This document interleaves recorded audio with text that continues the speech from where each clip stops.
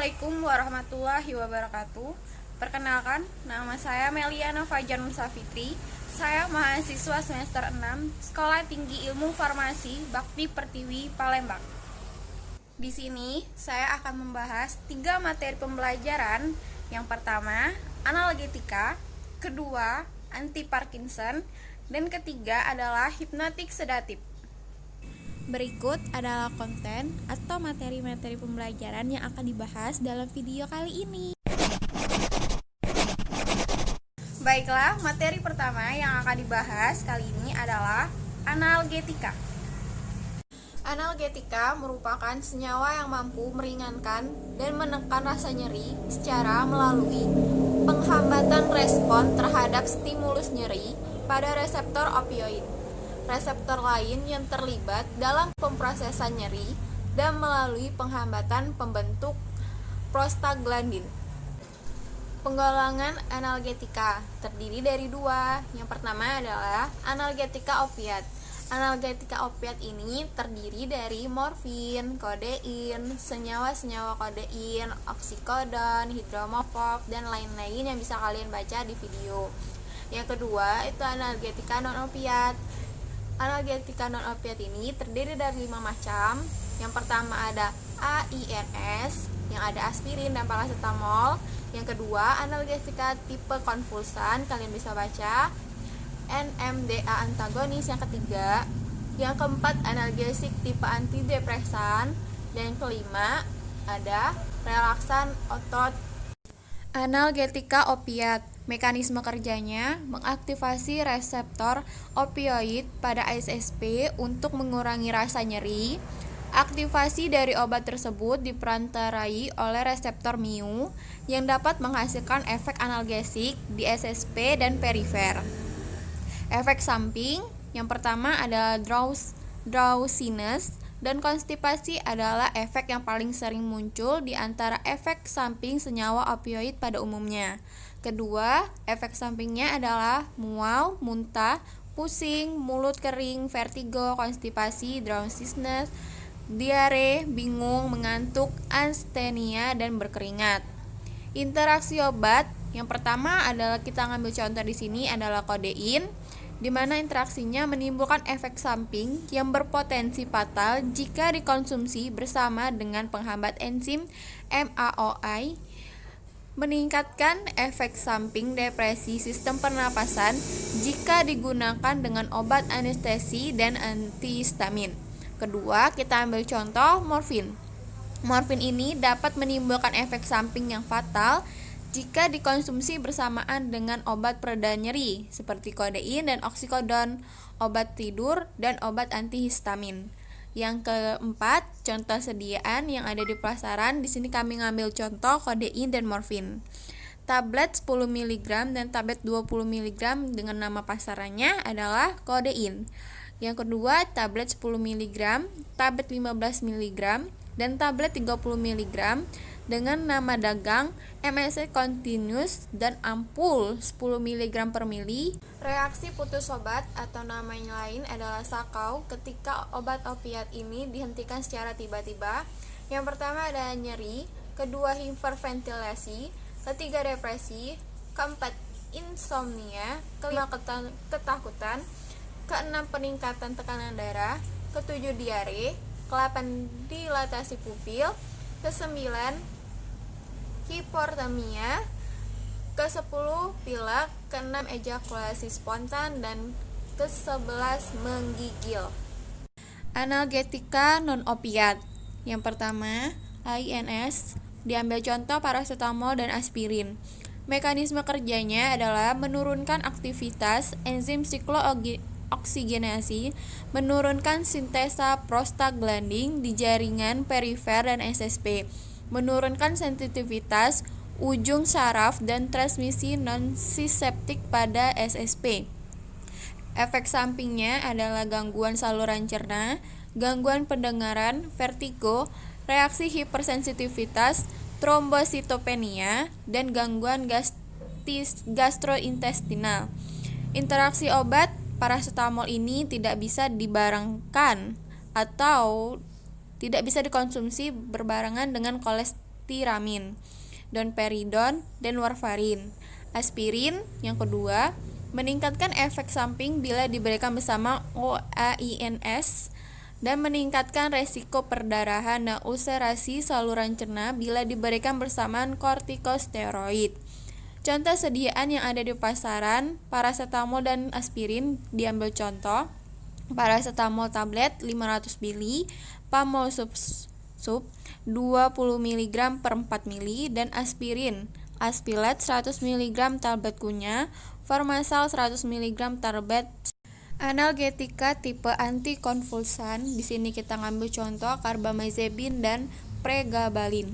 Mekanisme kerjanya adalah berhubungan dengan penghambatan impuls ion kalsium dan pelepasan neurotransmitter, eksitasi pada jalur pembentukan nyeri pada spinal dan supraspinal, dan menurunkan eksitabilitas serat saraf perifer dan yang teriritasi dan yang mengalami cedera. Efek sampingnya adalah mual, muntah, pusing, mengantuk, sakit kepala, antaksia, bingung dan agitasi, gangguan penglihatan, konstipasi, diare, ruam, anemia, dan leukopenia. Interaksi obat, carbamazepine dapat meningkatkan kadar carbamazepine bila diberikan bersamaan dengan eritromisin, cimetidine, diltiazem, dan verapamil. Pregabalin ini dapat memproteksi efek etanol dan lorazepam. Contoh sediaan yang berada di pasaran diambil contoh carbamazepine, tablet 200 mg, bangetol, lepsitol, dan tablet kunyah 100 mg yaitu tegretol. Dan pregabalin kapsul 50 mg, 75 mg, dan 150 mg dengan nama Ketiga, NMDA antagonis yang diambil contoh ketamin dan dextromethorphan. Mekanisme kerjanya adalah menghambat reseptor NMDA yang berperan peningkatan intensitas nyeri dan pembentukan nyeri neuropatik dan nyeri pada resisten terhadap opiat, dan memodulasi pemrosesan sensor nyeri di saraf pusat. Efek sampingnya adalah mual, ngantuk, pusing, konstipasi, psikosis, serta depresi pernapasan. Interaksi obat pada ketamin yaitu memperlambat masa pemulihan jika diberikan bersama dengan obat phenobarbital, dapat meningkatkan resiko kejang jika digunakan dengan teofilin, dan dapat meningkatkan resiko hipertensi jika digunakan dengan hormon tiroid. Kedua, dextromethorphan meningkatkan efek samping dari resiko keracunan obat jika dikonsumsi bersama duloxetine, dan dapat meningkatkan efek samping dan resiko terjadinya serotonin syndrome jika digunakan bersamaan dengan obat golongan SSRIs. Bentuk sediaan yang di pasaran diambil contoh ketamin, vial 100 mg per mili dengan nama dagang Anesject, dan dextromethorphan suspensi 60 ml Activate. Analgesik tipe antidepresan yang diambil contoh duloxetine dan trazodone.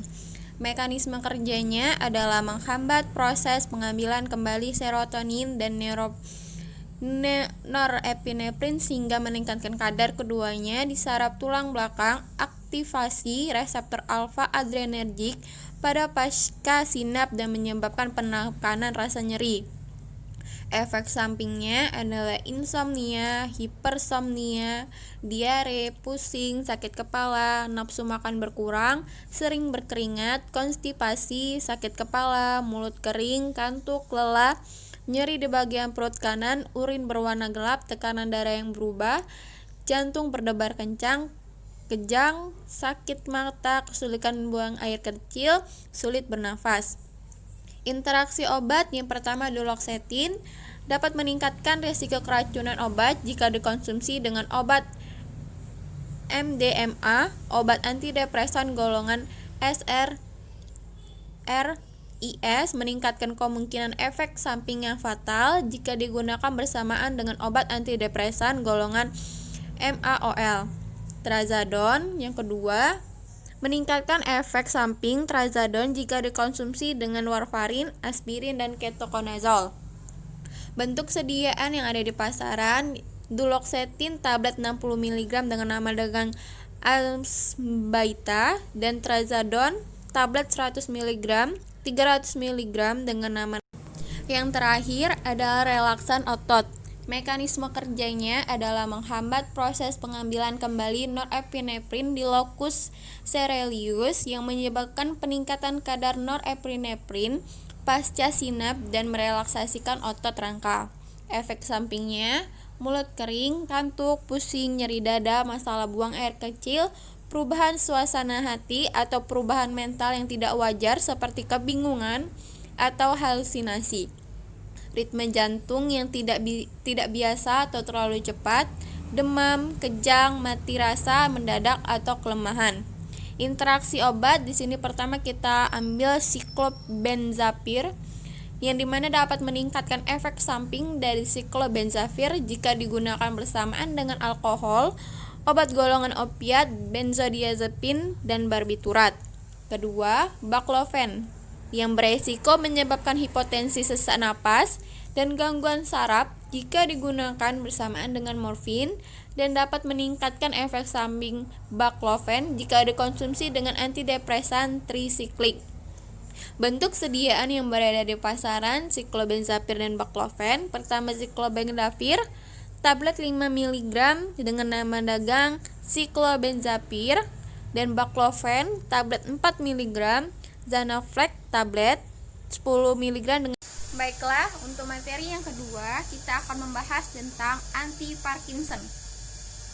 Anti-Parkinson, di mana definisinya adalah penyakit yang disebabkan karena berkurangnya neuron dopaminergik di area substansi migra 70-80% yang berperan dalam mengontrol motorik ekstrapiramidal sehingga menyebabkan timbulnya sejumlah gejala khas seperti bradykinesia, kekakuan otot, tremor yang menetap, gangguan keseimbangan pada postur tubuh, muka topeng, dan hipersalivasi. Penggolongan obat anti Parkinson ada 6. Yang pertama adalah levodopa, yang kedua adalah agonis reseptor dopamin, yang ketiga adalah inhibitor COMT, yang keempat adalah inhibitor MEO, yang kelima amantadin, dan yang keenam adalah antimuskarinik. Untuk selengkapnya kalian bisa baca. Yang pertama adalah levodopa. Mekanisme kerjanya adalah levodopa akan didekarboksilasi oleh asam amino dekarboksilasi oleh dopamin, dan dalam jumlah neuron transmitter dopamin bertambah, lalu distimulasi reseptor dopamin sentral dan perifer. Efek sampingnya adalah hipotensi, aritmia, mual, disorientasi, halusinasi, dan bingung. Interaksi obat dari levodopa ini adalah bila diberikan bersamaan dengan piridoksin dapat menurunkan efektivitas levodopa. Yang kedua, pemberian bersamaan makanan dapat memperlambat onset levodopa. Yang ketiga, pemberian bersamaan inhibitor MAO non-spesifik dapat memicu hipertensi krisis. Bentuk sediaan yang berada di pasaran, tablet levodopa ini dikombinasi dengan benzerasid dengan nama dagang Leparos, Levozid, Levoben, dan Yang kedua adalah golongan agonis reseptor dopamin. Di sini kita ngambil contoh bromokriptin, di mana mekanisme kerjanya adalah reseptor dopamin secara langsung mengaktifkan respon dopamin pada syaraf-syaraf postsinapsis sehingga dapat distimulasi reseptor tersebut sama seperti apabila reseptor berikatan dengan dopamin. Efek sampingnya adalah halusinasi, bingung, hipotensi ortastik, mual, mengantuk, dan fenomena on-off. Interaksi obat dari bromokriptin jika diberikan bersamaan dengan levodopa, maka dosis levodopa akan dikurangi 125-250 mg untuk setiap penambahan 2,5 bromokriptin. Kadar bromokriptin akan meningkat jika diberikan bersamaan macrolide dan aktivitas bromokriptin akan berkurang bila diberikan bersamaan dengan antagonis dopamin. Bentuk sediaan yang berada di pasaran, tablet bromokriptin 2,5 mg dengan nama dagang Parlo. Yang ketiga adalah golongan inhibitor MAO. Di sini kita ngambil contoh seligelin. Mekanisme kerjanya ada dua. Yang pertama, inhibitor MAO, di sini dipakai MAOB, akan menghambat secara irreversibel enzim monoamin oksida B yang merupakan enzim penting dalam metabolisme dopamin.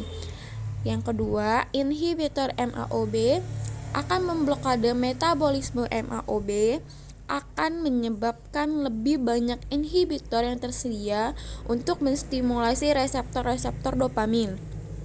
Efek sampingnya adalah sakit kepala tiba-tiba, bingung, penglihatan buram, kesulitan berbicara, mual, muntah, sakit pada dada, kejang-kejang, kebas secara mendadak atau merasa lemah,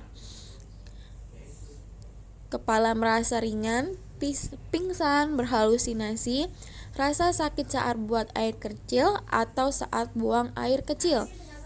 Interaksi obat seligelin meningkatkan resiko efek samping seligelin jika digunakan bersamaan dengan akarbose, metformin, insulin, dan estradiol valerate. Bentuk sediaan yang berada di pasaran, tablet seligelin 5 mg dengan nama dagang. Yang keempat adalah golongan inhibitor COMT. Di sini kita ngambil contoh entacapone. Mekanisme kerjanya adalah inhibitor COMT memblokir jalan alternatif pada metabolisme dopamin dan memperpanjang waktu paru dopamin sehingga memperpanjang durasi dan aksi dopamin. Efek sampingnya adalah mual, sakit perut, demam, kehilangan nafsu makan, urin gelap, tinja berwarna seperti tanah liat, demam, otot kaku, kebingungan, halusinasi, tremor, sesak di dada, dan kesulitan bernafas. Interaksi obat dari entacapone adalah bila digunakan bersamaan dengan rimitorol akan mengganggu metabolisme entacapone dan dapat mengganggu atau memperburuk hipotensi bila digunakan bersamaan dengan levodopa. Sediaan yang beredar di pasaran, tablet entacapone 200 mg dengan nama dagang. Yang terakhir adalah golongan antimuskarinik. Di sini kita mengambil contoh sediaan trihexylpenidil. Mekanisme kerjanya adalah antimuskarinik memblok aktivasi eksitatorik yang meningkat dari sambungan antar neuron yang bersifat kolinergik pada jalur keluaran dari ganglia basal, yang secara tidak langsung terjadi akibat hilangnya kerja inhibitor dopamin pada sambungan antar neuron tersebut. Efek sampingnya adalah mulut kering, bola mata membesar dan pandangan kabur, lelah atau pusing, sulit buang air kecil atau sembelit, gugup atau cemas, gangguan pada perut dan keringat yang berkurang. Interaksi obat dari trihexylpenidil adalah trihexylpenidil meningkatkan efek samping obat jika diberikan bersamaan dengan phenothiazine dan clozapine, dan pemberian bersamaan dengan MAOI dapat menyebabkan mulut kering, penglihatan kabur, dan sembelit. Bentuk sediaan yang beredar di pasaran, tablet trihexylpenidil 2 mg dengan nama dagang Arkin, Arctic, dan Hex. In this lecture, we are going to cover the pharmacology of drugs for Parkinson's disease. So let's get right into it. Parkinson's disease is a neurological disorder that results in a progressive loss of coordination and movement. Now, the neurons responsible for coordinating movement are located in a part of the brain called striatum, which receives information from two major sources: the neocortex, and a region known as the substantia nigra. The cortex relays sensory information as well as plans for future action, while the substantia nigra sends dopamine that helps to coordinate all of the inputs. Now, Parkinson's disease develops when the neurons connecting the substantia nigra to the striatum progressively degenerate. Since dopaminergic neurons that originate in the substantia nigra normally exert inhibitory effects on GABA neurons located in the striatum, too little dopamine results in more GABA, causing increased inhibition of the thalamus, as well as reduced excitatory input to the motor cortex. In addition to that, these same dopaminergic neurons also exert inhibitory effects on the excitatory cholinergic neurons in the striatum. And again, without sufficient levels of dopamine, the production of acetylcholine is increased, which triggers a chain of abnormal signaling leading to impaired mobility.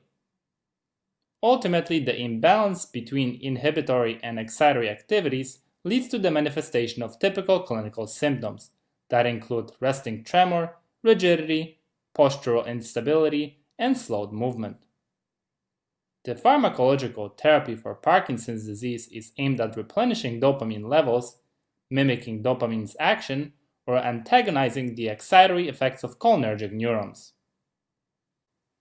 Now, in order to get a better understanding of the pharmacology of anti-Parkinson agents, first we need to take a closer look at the dopamine-producing neuron. So here, inside this dopaminergic neuron, dopamine is synthesized in a two-step process, starting with the amino acid tyrosine. First, with the help of enzyme tyrosine hydroxylase, tyrosine gets converted to L-DOPA, also known as levodopa. In the second step, the L-DOPA formed by tyrosine hydroxylation is quickly decarboxylated by another enzyme called aromatic L-amino acid decarboxylase to the neurotransmitter dopamine. Dopamine is then loaded into synaptic vesicles and released by physiological stimuli into the extracellular space, where it can bind to dopamine receptors that are expressed on the postsynaptic neuron. Finally, excess dopamine in the synapse is reuptaken back into the neuron or into glial cells, where it gets metabolized by monoamine oxidase, abbreviated MAO, and catechol O-methyltransferase, abbreviated COMT.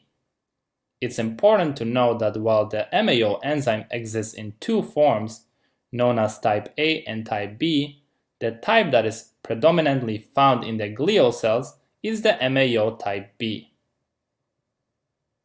Now let's move on to discussing drugs used in treatment of Parkinson's disease, starting with one of the most commonly used drugs, that is levodopa. But first things first, you may wonder, well, why would you use the precursor of dopamine instead of dopamine itself? And the answer is, it's because of the blood-brain barrier. Blood-brain barrier is a tightly packed layer of endothelial cells that restricts free access of molecules between the blood and the brain. Dopamine happens to be one of those molecules that cannot freely pass through this barrier. However, levodopa can, with a little bit of help. One of the biggest problems levodopa faces on its own is peripheral metabolism. There are two major enzymes in periphery which cause breakdown of levodopa before it can reach the brain. That is peripheral dopa decarboxylase, which converts levodopa to dopamine, and catechol O-methyltransferase, which converts levodopa to 3-O-methyl-dopa. Because of this, levodopa must be administered with another agent, called carbidopa, which inhibits dopamine decarboxylase and thus reduces metabolism of levodopa in the periphery. Another agent that is used in combination with levodopa and carbidopa is entacapone, which inhibits peripheral COMT, and thus, just like carbidopa, it prolongs the time that levodopa is available to the brain. Now, levodopa is carried across blood-brain barrier by amino acid transporter. Once inside the brain, levodopa is efficiently converted to dopamine, thus supplementing depleted dopamine levels in the midbrain. However, let's not forget that dopamine is also susceptible to breakdown by COMT as well as MAOB, which convert dopamine to 3-methoxytyramine and 3,4-dihydroxyphenylacetic acid respectively. So here another useful drugs come into play, namely selegiline and rasegiline, which selectively inhibit MAOB, and tolcapone, which inhibits COMT. As a side note here, in comparison to entacapone, tolcapone can better penetrate the blood-brain barrier and thus can act both in the central nervous system and in the periphery. So again, as you can see, by decreasing the metabolism of dopamine, these drugs help to increase dopamine levels in the brain. Unfortunately, because Parkinson's is a progressive disease, with time the number of dopamine-producing neurons decreases, and fewer cells are capable of making dopamine. Taking that into consideration, some drugs have been developed to mimic dopamine and directly stimulate dopamine receptors in the brain.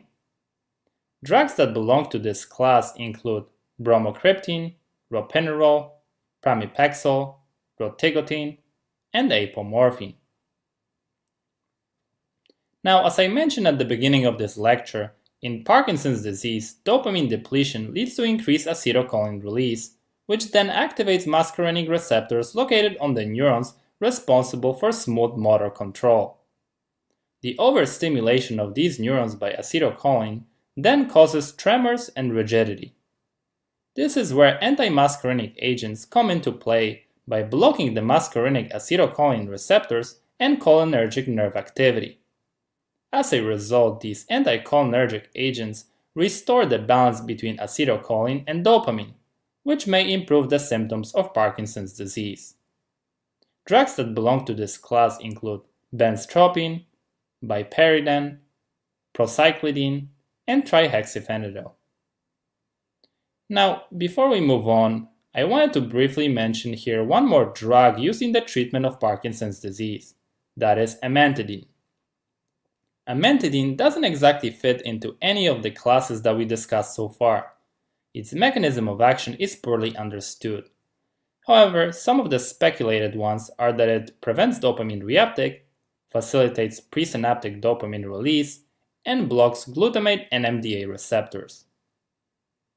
Now, when it comes to side effects, levodopa in combination with carbidopa may cause nausea, loss of appetite, hypotension, mental disturbances, and discoloration of urine, sweat, or saliva. Selegiline and rasegiline may cause nausea, insomnia, dyskinesia, and visual hallucinations.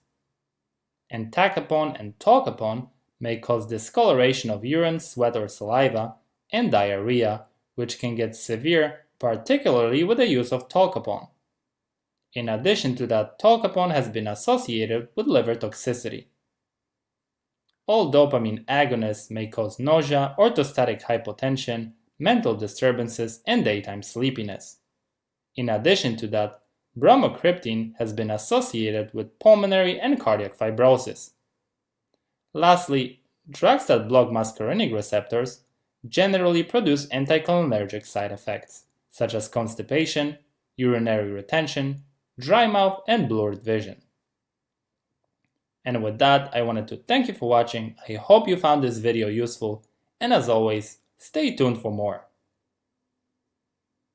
Baiklah, sekarang kita masuk ke materi ketiga atau materi terakhir dari video ini, yaitu hipnotik sedatif. Hipnotik sedatif, di mana definisinya adalah sedatif atau nama lainnya ansiolitik, yang berarti senyawa yang berefek untuk menurunkan aktivitas dan menimbulkan rasa tenang atau mengantuk. Hipnotik yang berarti adalah senyawa yang mampu menghasilkan efek drowsiness dan mempercepat onset dan memperpanjang waktu durasi tidur. Penggolongan obat hipnotik sedatif ini terbagi menjadi dua. Yang pertama adalah golongan barbiturat dan yang kedua adalah golongan non-barbiturat. Golongan pertama atau golongan barbiturat itu terdiri dari fenobarbital, pentobarbital, sekobarbital, amobarbital, dan alobarbital. Untuk yang kedua, golongan norbarbiturat itu terdiri dari dua juga, ada golongan benzodiazepin dan kedua adalah non-benzodiazepin, di mana golongan benzodiazepin ini terdiri dari diazepam, flurazepam, alprazolam, dan lorazepam. Untuk golongan yang pertama adalah golongan barbiturat. Di sini kita ngambil contohnya adalah fenobarbital, di mana mekanisme kerjanya pertama meningkatkan kapasitas pengikat neurotransmitter GABA pada reseptornya atau meningkatkan aktivitas inhibisi secara pusat.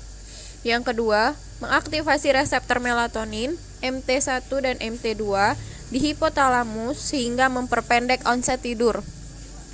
Efek sampingnya adalah menghasilkan efek residu atau depresi SSP, gangguan mood dan psikomotor, vertigo, mual, muntah, dan diare atau kekirangan dalam nama lainnya idiosinkrasi.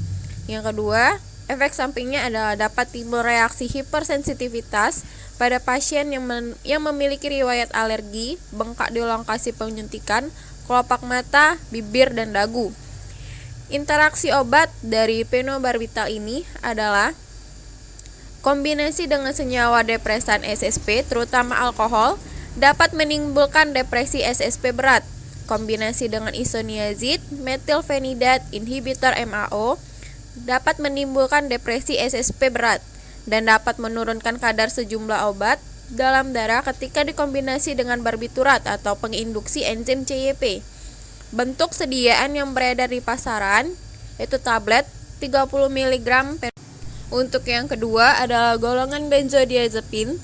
Di sini kita ngambil contoh diazepam. Mekanisme kerjanya adalah meningkatkan kapasitas pengikat neurotransmitter GABA pada reseptornya atau meningkatkan aktivitas inhibisi secara pusat. Efek sampingnya adalah letih, gangguan psikomotor termasuk gangguan mengemudi, sakit kepala, pandangan kabur, vertigo, mual-mual, dan diare. Interaksi obat dari diazepam ini adalah penurunan kesadaran dan gangguan pernapasan bila digunakan bersamaan dengan golongan opioid dengan nama lain morfin. Peningkatan efek mengantuk jika digunakan bersamaan dengan obat antivirus. Yang ketiga, peningkatan resiko terjadinya efek samping diazepam jika digunakan dengan isoniazid, amantadin, dan erythromycin. Bentuk sediaan yang berada di pasaran, tablet 20 mg, tablet 2 mg dengan nama dagang diazepam, dan stay solid 5 mg per 20. Untuk yang ketiga adalah golongan non-barbiturat dan non-benzodiazepin. Di sini kita ngambil contohnya adalah ketamin, di mana mekanisme kerja dari ketamin ini bertindak sebagai agonis pada reseptor GABA.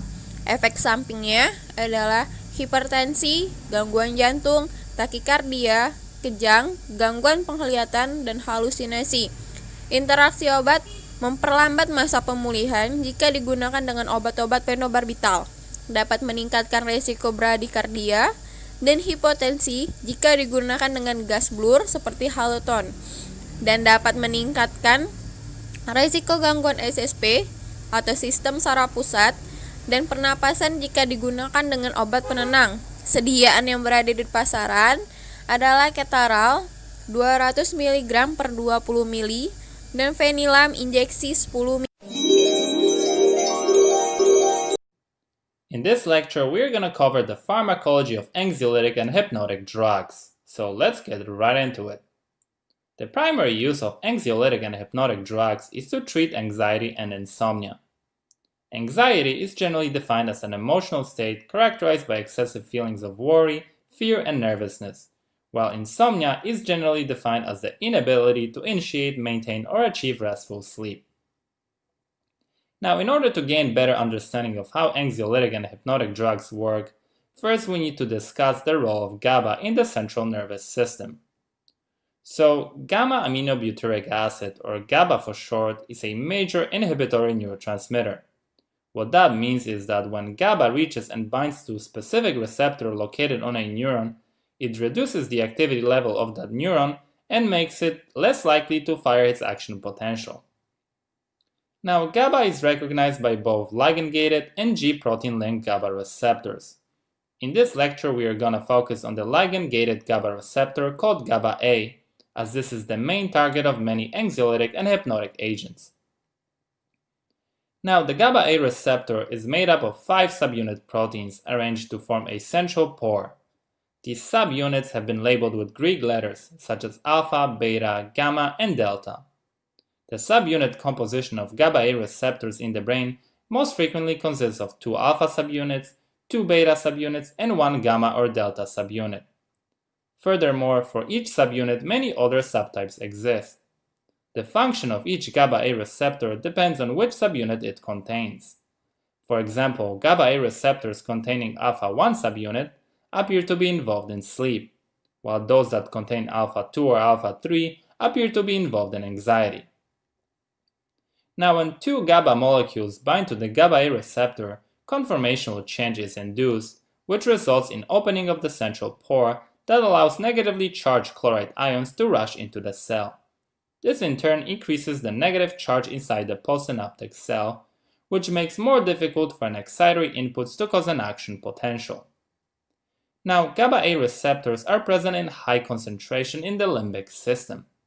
One part of the limbic system is the amygdala, which contains many neurons that use the neurotransmitter GABA to control feelings of fear and anxiety. In times of stress, excitatory neurons in the amygdala fire rapidly, sending excitatory signals to other areas of the brain.